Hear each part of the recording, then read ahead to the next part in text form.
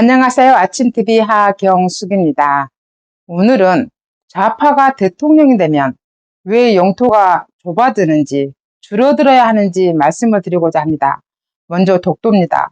독도는 이승만 대통령이 이미 평화선을 그으면서 실효적 지배도 우리나라가 하게 되었고 법적으로도 우리나라 땅이 되었습니다. 근데 1969년 일본이 박정희 대통령한테 제안을 합니다. 어업을 같이 하게 하고 대신 재건 비용을 9천만 달러를 주기로 합니다. 이게 한일 어업협정이었습니다. 그때 독도는 우리 땅으로 명시가 되어 있었고 일본도 그걸 인정을 했습니다. 그 상황에서 우리나라는 재건이 급했고 그리고 어업 활동을 같이 하는 것에 대해서 평화롭게 하면 어떻겠냐 이렇게 받아들인 거죠. 여기에서 좌파들은 난리를 치는 겁니다. 박정희가 독도를 일본에 넘겨줬다고. 이게 얼마나 억진지 증명하자면 간단합니다. 1998년 김대중이 대통령이 되었습니다. 이게 첫 번째 영토가 줄어드는 대통령의 첫 사례인데요. 1998년 1월 달에 한일 어업협정을 파기해버립니다. 일본이 일방적으로. 이게 독도가 일본 땅이 이미 되어 있었다면 파기할 이유가 없습니다. 근데 일본 땅으로 안 되어 있으니까 일방적인 파기를 합니다. 그리고 그해 9월에 신한일 어업협정을 맺거든요. 신한일 어업협정이 문제가 된 겁니다. 왜 문제가 되냐. 이제 일본하고 우리하고 서로 주장이 첨예할 거 아닙니까? 근데 김대중 정부에서 동쪽 한계선을 동경 136도, 일본에서는 동경 135도 이렇게 서로 주장합니다. 너무 팽팽하니까 한 발씩 양보해서 135.5도로 서로 양보를 하게 됩니다. 그 다음에 해안 경계선이 문제인데요. 중간 수역인 해안 경계선을 우리나라는 34해리, 일본에서는 35해리를 주장합니다. 근데 일본하고 독도가요 400해리가 안 돼요. 그러니까 서로 주장할 수 있는 그 근거는 되는데 서로 자기 땅이라고 주장할 수밖에 없는 200해리로 하면은 딱 맞는 거리예요. 근데 원래 우리 땅이었고 실효적 지배도 우리 땅이었는데 김대중이가 35해리로 양보를 해버립니다. 이때부터 다케시마의 날이네, 다케시마네, 교과서에 실으네 이렇게 되는 겁니다. 김대중이 독도를 양보를 해버린 겁니다. 근데 자꾸 억지를 쓰면 안 되는 겁니다. 더 웃기는 건요. 문재인입니다. 문재인 정권 때 어떻게 했습니까? 친일. 죽창으로 일본을 찔러 죽이자고 얼마나 구호를 난무했습니까? 그렇게 죽창으로 찔러 죽이자고 구호만 난무하지 말고 국민들 선동해서 선동질만 그만하고 신한일 어업협정을 파기했어야 됩니다. 근데 그 짓은 또 안 해요. 이걸 어떻게 받아들여야 됩니까?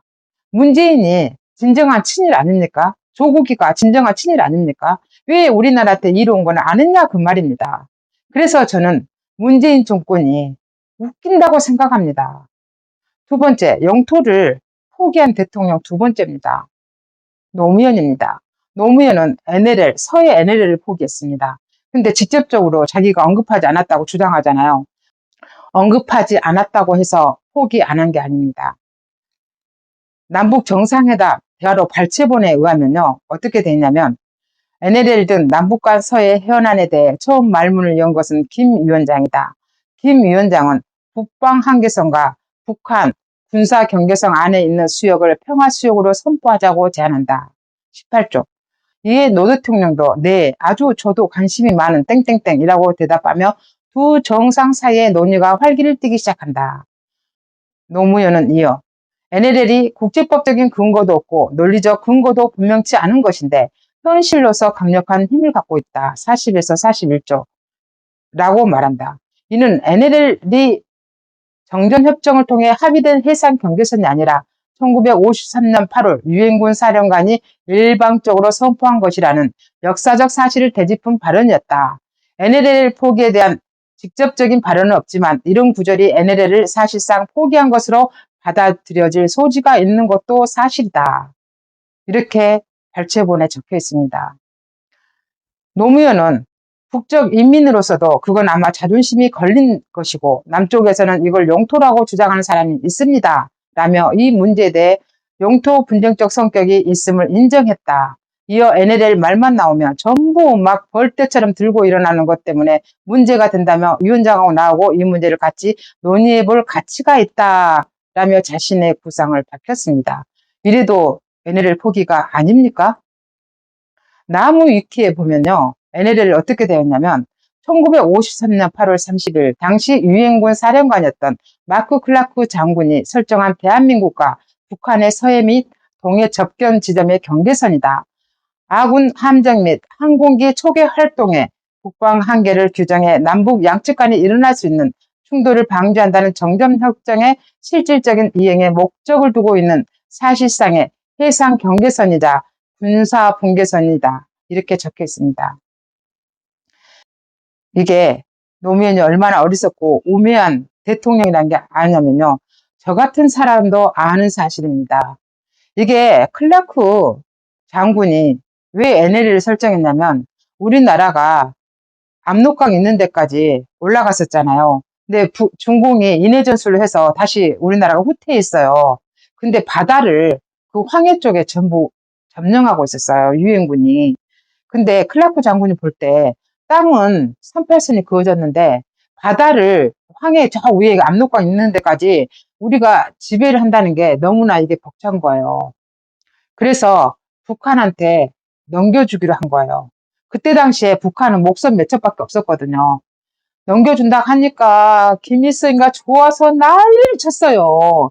근데 클라크 장군이 가만히 보니까 저 황해 위에까지 다 대한민국 땅인데, 대한민국 바다인데 넘겨주려고 하니까 대한민국이 조금 억울하겠잖아요.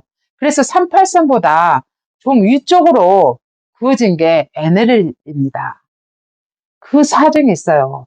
근데 어떻게 북한이 억울하게 더 위쪽으로 그어졌다고 그딴 말을 합니까? 이게 대통령입니까? 이게 노무현의 실상입니다. 나는 그래서 내가 노무현도 찍었지만 노무현을 정말로 정말로 증오합니다. 어떻게 좌파가 되면은 영토를 넘겨주는 짓을 서슴지 않고 합니까? 세 번째는 문재인입니다. 문재인이 이호도입니다. 우리는 최남단이 마라도라고 배웠어요. 근데 이호도는 우리나라 땅은 아니라고도 하더라고요. 근데 항공 식별구역에 우리나라가 과학해양기지를 만들었는데 이호도도 생각구 열도와 같아요. 암초예요. 수중 암초. 근데 그 위에다가 해양과학기지를 우리나라가 딱 만들어놨어요. 박근혜 정부 때 중국이랑 그쪽으로 오면은 바로 그냥 날아가서 퇴치하고 그랬잖아요. 그러니까 이호도까지 우리 땅인 겁니다. 결국은. 근데 이게 또 어떤 일이 있냐면요. 제주 해군기지입니다. 제주 해군기지를 못 세우게 하는 환경단체들이 있었잖아요. 저는 걔네들이 친중이라고 생각합니다. 우리나라한테 굉장히 해를 주는 친중이에요. 생각해 보세요. 중국의 상하이 쪽하고 일본 쪽하고 우리나라 목포나 부산하고 제주 그 중에서 이호도에 중국이나 일본이 침략을 하면 가장 먼저 갈 수 있는 데가 어딥니까? 제주입니다. 그런데 제주 해군기지를 못 세우게 환경단체라고 하는 것들이 그렇게 난리를 치고 갈라치기 하고 구름비바이 어쩌고 하면서 유네스코에 등재하면서 거짓말 잔뜩 하면서 그렇게 했지 않습니까? 결국 제주 해군기지를 노무현이도 인정했다고 하다가 결국 제주 해군기지를 겨우 만들었는데요. 문재인이 결정적으로 한박도, 우리 영토에 있는 한박도를 북한에 말도 없이 넘겨주고 그 NLL 무력화를 문재인이 앞장서서 넘겨줘 버린 겁니다. 그래서 북한이 마음대로 왔다 갔다 하고 우리 공무원도 그렇게 잡아가서 방사포로 날려버리고 한박도도요, 원래는 무인도 있어요. 근데 우리나라 땅이었거든요. 근데 북한이 지기 땅이라고 선언하면서 전부 전진 기지와 무기 기지와 다 만들어 놓고 했는데도 말 한마디 못하고 결국 한박도를 넘겨줘 버렸습니다. 이게 문재인입니다. 여러분, 이래도 좌파를 인정할 수 있겠습니까? 이래도 좌파들을 인정할 수 있겠습니까? 좌파들이 대통령이 되면요, 우리나라 국민들이 점점 불안해집니다. 좌파들이 대통령이 되면요. 연평도고 저쪽에 서해안 쪽에 전부 위험하게 됩니다. 북한이 언제든지 올 수 있습니다. 그래서 제가 말씀드렸잖아요. 신곡 수중보고 뭐고 다 없애가지고 무력화시켜서 북한이 언제든지 드나들게 만들 수 있다고. 아무리 그런다 해도 앞으로는 좌파들이 대통령이 되어서는 안 된다고 생각합니다. 우리 목숨이 위험합니다. 지금까지 진실을 알려주는 아침TV 하경숙이었습니다.